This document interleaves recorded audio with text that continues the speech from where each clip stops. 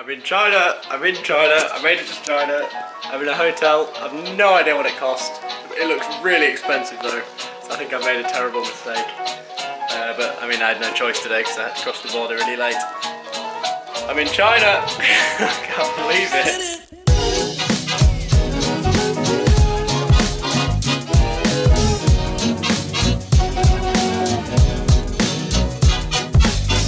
Camels on the highway.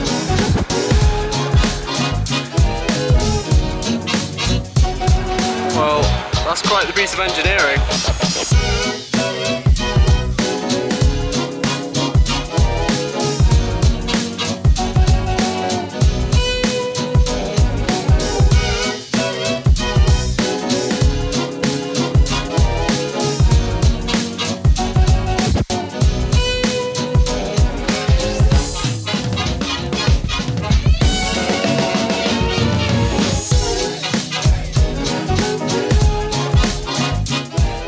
To think that months ago I was sitting on Google Earth looking at this part of Western China, getting all excited about how beautiful it's going to be, and now here I am on my little bike, well, big bike, and riding through the Jianshan mountains.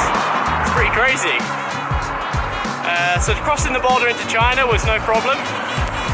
That was really good. So I was expecting a little bit of time wasted there, but I got there just before it was going to close, and you could feel that everyone wanted to go home, so they didn't even check my luggage or anything like that. So I think I got pretty lucky there. And yeah, one thing here, this region of China, it's a very big region.